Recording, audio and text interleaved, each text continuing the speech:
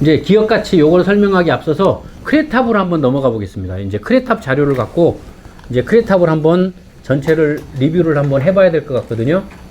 크레탑 자료 나눠드린 거 한번 같이 보도록 하겠습니다. 이제 요거를 보면 크레탑의 재무상태표 굉장히 복잡하게 나온 게 여러분들 훨씬 쉽게 이해가 되실 거예요.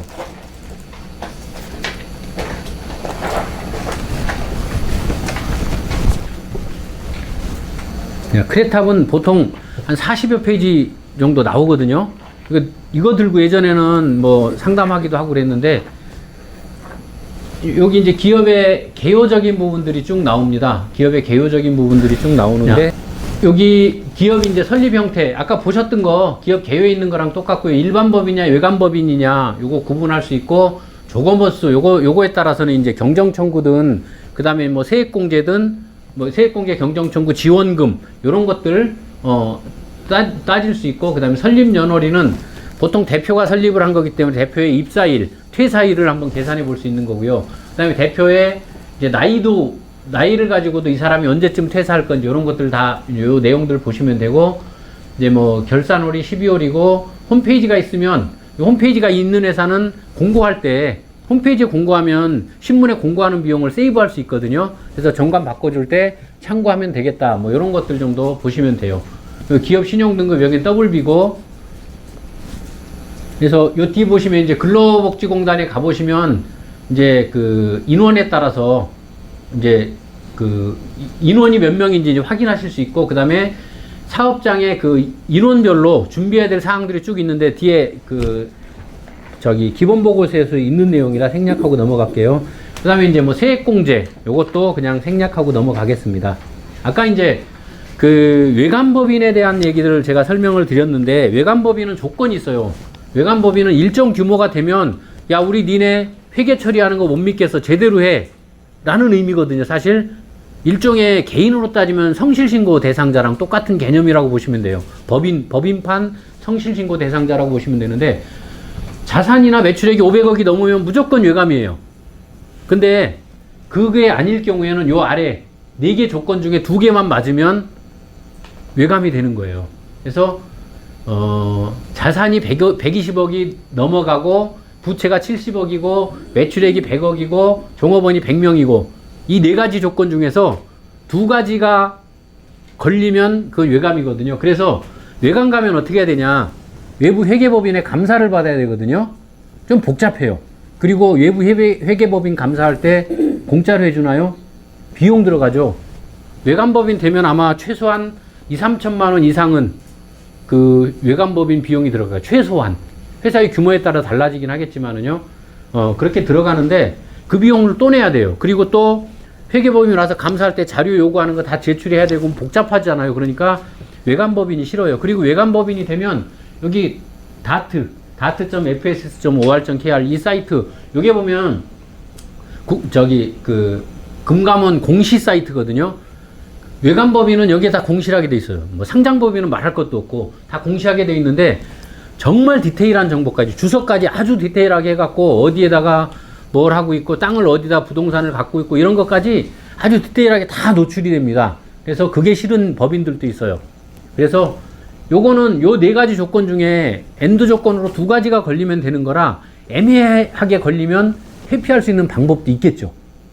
그래서 일부러 회피하는 사람들도 있어요. 요걸 좀 조작해서. 굳이 걸리면 좋을 건 없거든요. 그래서 외관법인은 그런 거다. 참고하시면 될 것 같고요.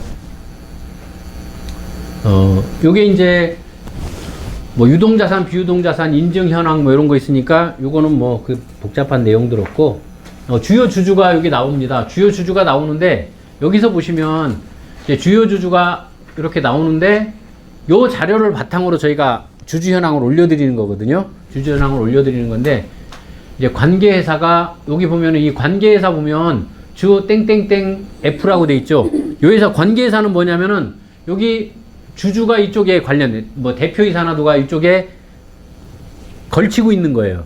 그래서 이 관계회사들 보면 보통 법인 대표들 2개, 3개 회사를 갖고 있는 경우도 있고 개인 사업자를 같이 운영하는 분들도 많고 그렇거든요. 그래서 요거 하나만 갖고 컨설팅 할 때 하나만 있는 줄 알고 갔더니 또 있는 거야. 그래서 요 관계회사 같은 경우는 그런 측면에서 좀 깊게 보시고 가면 더 좋다. 법인 이해하고 법인을 분석하는 데 더 좋다. 참고하시면 됩니다. 거기서 0%의 의미는 뭐예요? 관계에서 0%. 이제 요거는 0.0%. 요게 이제 지분일 건데 이 회사에서 이쪽에 지분을 갖고 있는 걸 거거든요. 이 회사가 갖고 있는 지분. 근데 여기는 회사가 지분을 갖고 있는 게 아니라 대표가 갖고 있는 거예요. 대표가 지분을 갖고, 예를 들어서 여기는 땡땡땡 세상이라는 회사가 여기에 지분을 갖고 있는 게 아니고 지분은 없는데 대표가 여기에 지분을 갖고 있는 거죠. 그래서 이제 현금 흐름 요거 한번 참고하시면 될 것 같고요. 여기 이제 경상활동 전후의 현금 흐름 요건 뭐냐면은 경상활동 후에 현금 흐름 있고 투자활동 후에 현금 흐름. 경상활동 후에라는 거는 현금 흐름이라는 건 뭐냐면은 지금 법인이 영업활동을 하고 있잖아요. 그러고 나서 현금 흐름 있고, 근데 투자활동 후에 현금 흐름이 마이너스로 잡히잖아요. 이건 뭐냐면은 투자활동을 했다라는 거거든요. 그래서 일반적으로 투자활동 후에 현금 흐름이 마이너스로 돼 있으면 여기는 원활하게 지금 뭔가 투자활동을 하고 있구나라는 이런 내용으로 밑에 내용들 한번 참고하시면 될 것 같고, 이제 여기부터 이제 종합보고서 내용들이 쭉 나오는데 자본금을 요건 이 회사 연역이에요. 연역을 이렇게 적어 놓은 거는 연역을 보다 보면 이 회사가 어떻게 성장해 갖고 중간에 무슨 이슈가 있었는지를 여러분들이 보실 수 있는 것들이 있어요. 연구소에 관련된 내용들이라든가 이런 거. 여기 5천만 원으로 시작해서 3억으로 증자했네. 뭐 이런 내용들이 여기 이력이 나와 있으니까 연역을 한번 참고하시면 되고, 요거 이제 등기부등본 뒤에서 이제 다시 한번 설명을 드리긴 할 건데, 등기부등본에는 이제 이런 내용들이 쭉 기록이 돼 있는 건데, 등기부등본은 외부에 공개된 자료거든요. 이건 대법원 등기소에 가면 여러분이 700원만 내면 뛸 수 있는 자료예요. 700원만 내면 뛸 수 있는 자료인데, 거기에 이제 뭐 현재 유효사항만 뗄 수도 있고 말소사항 포함해서 뗄 수도 있는데, 말소사항을 포함해서 띄는 걸 권장드리는 게 어떻게 변화가 됐는지, 이 회사가 어떻게 됐는지의 히스토리를 이걸 통해서 볼 수가 있어요. 그리고 정관 만들 때 현재 유효사항만 하면은 발행시 주식수나 발행시 주식수 이런 것들이 안 나타나거든요. 현재 유효사항만 따지면. 그런데 정관에는 그런 것들이 들어가 있어서 그 내용들도 이제 하려면 이제 요 등기부등본 참고해야 되는 건데, 뒤에서 한번 등기부등본은 얘기를 다시 할 거고요. 부설연구소나 벤처는 여기 가서 이제 확인을 하시면 된다라는 자료고, 이제 뭐 사업 목적에 관련된 것들 쭉 요거는 한번 여러분이 보고 넘어가시면 되는 거고, 그 다음 페이지 보면 이제 경영진 현황. 저는 요즘 이제 뭐를 하고 있냐면은 가업승계 관련된 회사들을 발굴해 갖고 이제 지금 상담하고 또 발굴하러 다니고 이 작업을 하고 있거든요. 근데 보면 여기 보면 이제 경영진 현황에 대표의 성이 똑같고 이제 특수관계인이 나오잖아요, 여기에. 그래서 아들이 들어와 있으면 거기는 지금 경영승계가 필요하고 있고 진행하고 있구나. 그래서 그걸 보고 이제 가업승계에 관련된 이제 상담도 하고 이렇게 하고 있는데, 요 경영진 현황, 경력 현황들아 여러분이 한번 참고해 보시면 되고, 이 경영진 현황은 등기부등본상에 올라가 있는 경영진과요, 이게 다를 수 있거든요. 실제 임원하고 다르거든요. 그래서 그거 여러분들이 한번 참고해 보시라는 거거든요. 참고해 보시라. 그거. 그리고 요거 이제 주주 현황, 요거 다를 수 있다. 그러니까 요거 대표한테 받은 주주 명부가 가장 정확한 자료다. 참고하시면 되고요. 등기부등본에 보면 이제 임원에 관련된 사항 이런 것들은 뒤에서 여기서는 생략하고 넘어가겠습니다. 여기 보면 이제 여기 사업장 현황이 나오는데, 여기서 가끔 헷갈리시는 게 뭐냐면, 우리가 법인 대표를 상담하다 보니까 소유주와의 관계가 헷갈리거든요. 소유주와의 관계가 본인이라고 돼 있어요. 그러면 이거 대표 거네, 이렇게 생각하시면 안 돼요. 법인 거예요, 법인 거. 법인도 인격체거든요, 우리랑 동일한. 여기에 이제 타인이라고 적혀 있으면은 타인이라고 적혀 있으면 임대해서 쓰는 거구나, 이렇게 보시면 되고, 본인이라고 적혀 있으면 이거는 대표 법인에서 소유가 하고 있는 거구나. 그리고 또 이제 여기에 보면은 대표가 적혀 있으면 이거 대표가 지금 대표 개인 소유로 돼 있는데 법인에 임대를 주고 있구나. 이렇게 여러분들이 확인하실 수 있으면 되고요. 이제 요거 같은 경우는 나중에 가지금 처리할 때도 대표 소유로 되어 있는 부동산 같은 경우는 가지금 떨 때 뭐 활용할 수 있는 방법들도 있고 그런 거니까 참고하시면 되고, 거래처 현황, 뭐 판매처 현황은 여러분 그냥 참고하시면 되고요. 업계 순위도 그냥 참고하시면 돼요. 이런 것들은 별로 중요한 지표들이 아니니까. 이제 그 다음부터 이제 중요한 지표들이 나옵니다. 재무상태표가 나오거든요. 여러분들이 아까 들으셨던 내용들에 입각해서 이거를 쭉 분석하시면 돼요.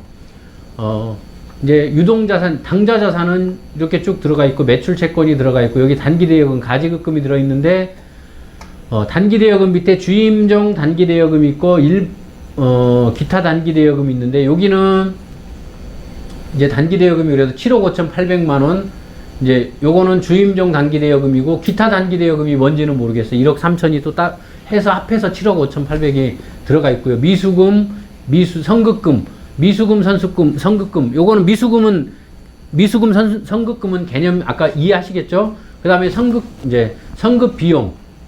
뭐 이런 내용들은 내용 보시면 아까 선급금과 선수금 개념 제가 설명드린 그걸로 이해하시면 되고요.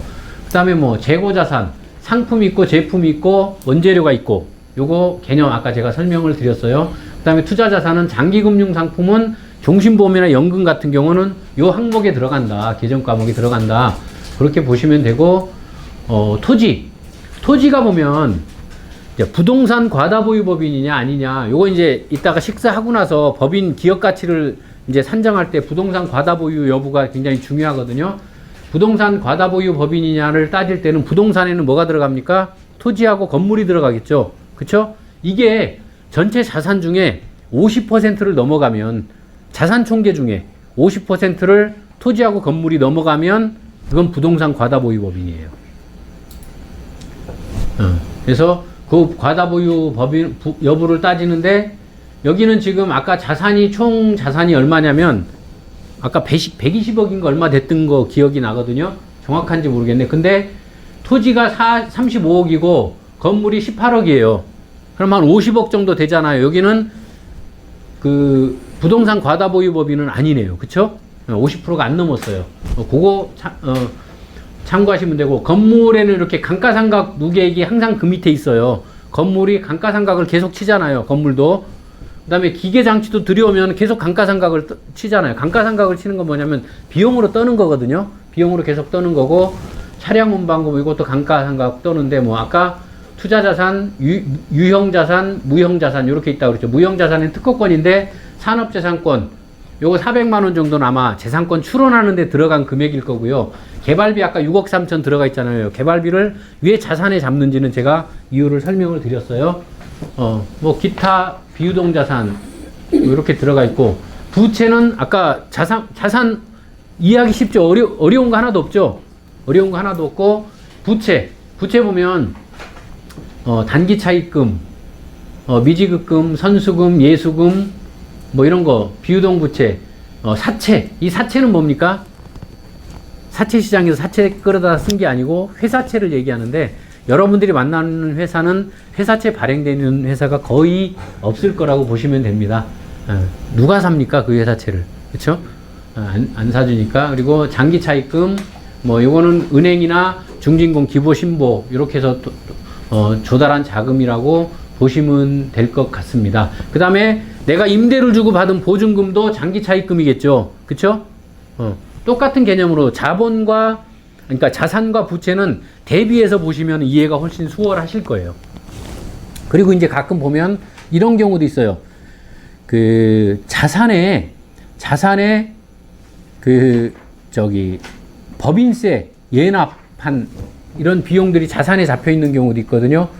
그럼 뭐냐면은 그 법인세를 냈던 회사는 그 다음 해에 미리 법인세를 내게 해요. 50% 정도를 예납을 시키거든요. 개인 사업자도 그 사업소득을 많이 냈으면 예납을 시켜요.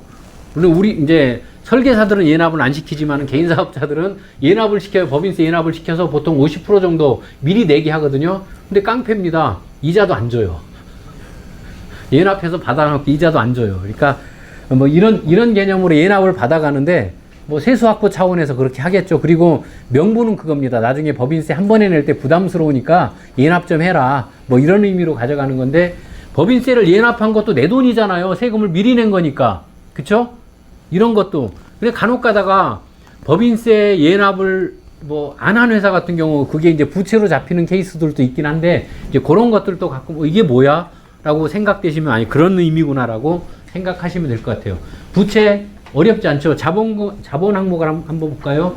자본 보면은 이제 여기는 이익준비금을 보니까 250만 원에서 500만 원, 1000만 원 늘어났네요. 그쵸? 그럼 뭐예요? 곱하기 10을 하면 되죠. 늘어난 금액에. 그만큼 배당을 계속 했다는 얘기예요. 250 했다라는 건 뭐예요? 2,500만 원을 배당했다는 얘기잖아요. 10%를 이익준비금으로 적립을 하니까. 그래서 아, 배당을 하고 있구나. 그런 얘기고, 여기는 지금 외부 투자나 증자를 한 그 액면가보다 그 멀티플을 부여해서 증자한 게 없다는 거죠. 주식 발행 초과금이 없으니까. 그게 있으면 여기 나타날 거고요. 그래서 지금 재무상태표가 사실 법인 재무제표의 거의 80%라고 보시면 되는데 어려운 거 하나도 없죠. 예, 요렇게 이해하시면 됩니다. 요 내용들은요, 재무상태표 손익계산서에 있는 내용들은 한번 여러분이 쭉 이제 그 첨부한 내용들은 보시면 되고, 손익계산서 아주 쉽다고 그랬죠. 매출액이 있고요. 상품 매출액, 제품 매출액이 있어요. 야, 요거 여기서 제가 상품 매출액, 제품 매출액 표시를 해놓은 이유가 뭐냐면은, 야, 상품은 뭐라고 그랬어요? 사다 파는 거. 사온 거예요. 사다 파는 거고, 제품 매출액은 우리가 만들어 파는 거예요. 근데 상품 매출액이 더 커요. 그러면 이 회사를 제조업의 이 회사의 형태가 제조업이라고 하더라도 이제 제조업으로 보지 않습니다. 여기는 도소매 유통업으로 보는 거예요. 그 매출, 어느 매출이 더 크냐에 따라서. 그래서 상품 매출액이 다 크냐, 특히 이제 자금 신청할 때, 정책 자금할 때는 이게 제조냐, 유통이냐, 이거 되게 차이가 크거든요. 그래서 요 상품 매출액, 제품 매출액, 요거 한번 확인하셔야 된다. 그러면 이제 매출액이 70억, 매출 원가가 이제 39억인데, 그때 상품 매출 원가 뭐 쭉, 제품 매출 원가, 이런 거 쭉 들어가고, 매출 총이익이 들어가고, 판관비 들어가고, 이제 그 판관비 중에 보면 이제 급여가 있는데, 이제 직원급여, 여기 친절하게 임원급여를 이렇게 구분해 놓은 회사들도 있어요. 임원급여를 보고 임원이 몇 명이냐에 따라서, 아, 대표의 그 급여가 대략 판명이 되는 그런 회사들이 있거든요. 여기는 이제 임원급여는 따로 구분을 안 해놨는데, 여기 판관비에 들어가는 직원들은 누구다? 주로 내근직들이다. 에? 임원이나 내근직들이 여기 들어간다. 제조 현장에서 들어가는 그 현장에 있는 직원들은 제조원가 명세서를 보시면 나와요. 예, 그래서 퇴직급여, 여기 보면은 퇴직급여가 이렇게 돼 있는데, 이 여러분들이 지금 우리가 보는 이 비상장 기업의 이 회계 기준에서는요, 퇴직급여 충당 부채를 안 쌓아도 뭐라고 하네요. 그러니까 실제로는 이런 경우가 있어요. 재무상태표를 봤더니 부채가 별로 없네. 그런데 이 회사는 퇴직금 지급을 안 하고 있어. 그리고 퇴직연금에도 가입을 안 하고 있어. 이런 회사는요, 특히 제조업 같은 경우 이런 데 보면 보이지 않는 부채가 어마어마한 거예요. 그걸 부회부채라고 그러거든요. 그래서 퇴직연금 제도도 안 하고 있고, 퇴직금도 그때 퇴직할 때마다, 직원 퇴직할 때마다 퇴직금을 지급하고 있는데 퇴직급여 충당 부채를 안 쌓고 있어. 의무가 아니니까. 그런 회사는요, 보이지 않는 부채가 어마어마한 거예요. 그 회사의 대표이사에 갑자기 문제가 생겼다고 가정하겠습니다. 그러면은요, 직원들이 이탈하겠죠. 그럼 계산하지 않았던 퇴직금이 어마어마하게 지급이 될 거예요. 그쵸? 이런 문제가 있어요. 그 부회부채. 그런 것도 여러분이 대표님들 그 유고시 비상자금 마련하는 플랜으로 여러분 얘기하기가 되게 좋습니다. 한번 체크하시면 되고요. 보통 이제 퇴직금은 전통적인 퇴직금 제도를 사용하고 있는 회사도 있고요. 퇴직연금제를 쓰는 회사들도 있어요. 퇴직연금에는 두 가지가 있죠. DB형이 있고 DC형이 있어요. DC형은 여기 안 나타납니다. 왜? 직원들한테 매년 주고 떨어버리니까. 근데 DB형은 뭐예요? 회사가 운영 책임을 갖고 회사가 운영을 하는 거예요. 그래서 나중에 직원이 퇴사를 하면 거기 있는 돈을 빼서 주는 거거든요. 근데 100% 쌓지를 않아요. 거기다 100% 쌓지를 않고 이제 뭐 정확한 수치는 모르겠는데 8, 90% 정도 쌓거든요. 그런데 수익이 좋았어. 그 자금이 운영이 잘 되고 수익이 좋으면 회사가 조금만 더 쌓으면 되는데 수익이 안 좋으면은 더 쌓으라고 공단에서 연락이 와요. 더 쌓으라고. 이거 지금 마이너스가 나갔고 많이 갭이 커졌으니까 갭 메꾸라고 연락이 와요. 그럼 회사에서는 또 그 갭만큼 메꿔야 돼요. 그 퇴직연금으로 DB형은. 그래서 그리고 참고로 DB형에 가입돼 있으면 그거는 대표는 퇴직금이 없는 거라고 보시면 돼요. DB형의 대표는 맨 뒤에 줄 서는 거예요. 대표는 퇴직금 없잖아요. 퇴직금을 뭐 임원 퇴직금 규정을 만들어서 해놨어도 DB형은 다 떨고 맨 뒤에 줄 서는 거기 때문에 대표 차례가 안 돌아가고요. DC형의 퇴직금을 가입했다는 분들도 있어요. 퇴직연금을 가입했다는 분들이 있어요. 근데 우리가 그래서 나는 퇴직금 법인 대표 퇴직금 준비할 필요가 없다. 근데 우리가 항상 대표는 퇴직금의 배수를 치잖아요. 근데 그 배수를 쳐서 퇴직연금에 가입한 대표는 저는 못 봤어요. 1배수가 들어가 있는 대표들은 덜어 보이거든요. 근데 여러 배를 쳐갖고 그렇게 계산해서 들어가는 케이스는 저는 한 번도 못 봤어요. 그래서 충분히 여러분들이 퇴직연금에 들어가 있는 대표들도 얘기할 수 있다. 그런데 퇴직연금은 단점이 뭐냐면 뺄 수가 없잖아요. 근데 그거를 갖다가 경영인정기보험이나 종신보험에 적립을 해놓으면 필요하면 갖다 쓰잖아요. 그런 장점들이 있다. 이렇게 보시면 되고, 요거 이제, 내용들을 쭉 보시면, 여기에 손익계산서의 내용들이고, 요거 내용들을 쭉 보시면 되면 이제 보험료 항목을 제가 표시해 놓은 건 뭐냐면은, 경영인정기보험은 여기 들어가는 거예요. 100% 다 비용으로 떨궈지잖아요. 그 회사가 그 건물 화재보험 들은 거랑 똑같은 계정에 들어간다고 보시면 됩니다. 자산 처리를 안 했을 경우에. 근데 경영인정기보험을 들고 자산 처리하시는 경우도 있더라고요. 이런저런 소리 듣기 싫어서 요게 이제 하시면 되고, 내용들 쭉 한번 보면 되고, 여기서 이제 손익계산서 봤더니 법인세 비용 차감 전 순손익이 5억이에요. 5억인데 법인세를 여기는 5억이면은 상식적으로 20% 법인이 20% 구간이잖아요. 19.9 20% 구간이잖아요. 20% 구간인데 이제 요때는 21년에는 이제 그 인하된 법인세 요건이 아니니까 20% 구간인데 그럼 얼마를 내야 돼요? 20%를 계산해서 거기서 2천만 원을 빼주면 되잖아요. 네? 그럼 얼마예요? 한 8천만 원 정도는 내야 되잖아요. 법인세를. 근데 얼마 냈습니까? 그거의 10%밖에 안 냈네요. 내야 될 돈에. 이건 뭐 했다는 얘기예요? 세액공제를 받았다는 얘기겠죠. 뭘로 받았는지는 모르겠는데. 근데 통상적으로 세액공제를 얘기할 때, 봤더니 고지고대로 다 냈어. 법인세를 고지고대로 다 냈어. 그러면 그 회사는 뭐예요? 봤더니 인원도 좀 있는데, 여기는 세액공제가 제대로 반영이 안 됐구나. 그래서, 이건 경정청구를 해볼 수 있는 거죠. 예. 그런 내용이라고 보시면 되고요. 그래서 이제, 당기순이익이 나온다. 요거 내용들 한번 보시면 되고, 요 내용들, 세액 감면에 관련된 내용들은 뒤에서 다시 할 거니까 쭉 한번 감면 사항들, 요 내용들을 한번 보시면 되고, 그 뒤에 보시면 이제 이익잉여금 처분 계산서가 요렇게 나와요. 아까 재무제표의 항목 중에 5가지 항목 중에 하나였던 이익잉여금 처분 계산서. 여기서는 주로 뭐가 들어가겠죠? 배당이 들어가겠죠. 배당. 이익잉여금을 처분하는 대표적인 방법이 배당이니까. 그쵸? 이익잉여금이 요렇게 해서 줄어들었어. 요런 내용들이, 요렇게 변동이 있었어. 요 내용들이니까. 그리고, 뒤에 보면 여기, 요거, 제조원가 명세서라는 게 나오거든요. 제조원가 명세서에 여기 보면 급여 나오죠, 급여. 요 급여. 요게 직원들의 급여예요. 생산직 직원들의 급여. 근데 이 제조원가 명세서는, 제조원가 명세서가 들어있으면 이 회사는 뭐예요? 제조업인 거죠, 제조업. 제조업이 아닌 데는 제조원가 명세서가 들어갈 이유가 없잖아요. 그쵸? 요런 개념이다. 라고 보시면 됩니다. 내용들은 여러분이 한번 보시면 돼요.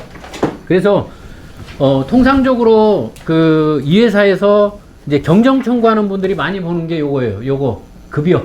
얼마나 나갔는지, 요런 것들을 보는 거거든요. 그 다음에 판관비 보고, 그 다음에 세금 얼마나 냈는지, 법인세 얼마나 냈는지, 요걸 보고 경정 청구랑 이제 하는 건데, 내용들은 쭉 내용 보시면 되고, 여기 뒷부분부터는 이제 재무 비율이거든요. 아까 맨 처음에 제가 재무 비율 설명드렸잖아요. 4가지. 이제 뭐 성장성, 수익성, 안정성, 뭐 이런 것들을 갖고 제가 설명드렸는데, 각각의 지표들이 쭉 나와 있는데 이거 여러분 언제 다 보십니까? 그쵸? 이건 그냥 참고만 하시면 되는 항목이고요. 뒷부분들도 그냥 참고만 하시면 되는 내용들이에요. 그래서 예산은 뭐 이렇다 양호하다 뭐 그래프로 그냥 보여주는 거니까 요 뒤에 이제 저희가 매출액 증가율, 총자산 증가율 요거 뒤에 설명을 자세하게 붙여놨으니까 그 내용들을 보시면서 한번 공부하시면 됩니다. 요거 공부하시면 되니까 요게 등기부등본 저기 그 크레타 그 법인 이제 신용정보 보고서예요. 이게 끝입니다. 별거 없죠? 페이지 굉장히 많은 것 같아도 여러분들이 재무상태표만 확실하게 이해하시면 나머지는 다 쉬워요. 요렇게 보시면 됩니다. 그리고 뒤에 등기부등본에 관련된 건 다시 한번 뒤에 설명을 드릴게요. 그냥 혹시 관련해서 질문 있으신 분들 어렵지 않죠? 예. 그럼 이제 크레탑에 있는 데이터를 봐도 여러분들이 뭘 봐도 충분히 이해하실 수 있을 겁니다. 질문 없으시면 식사하시고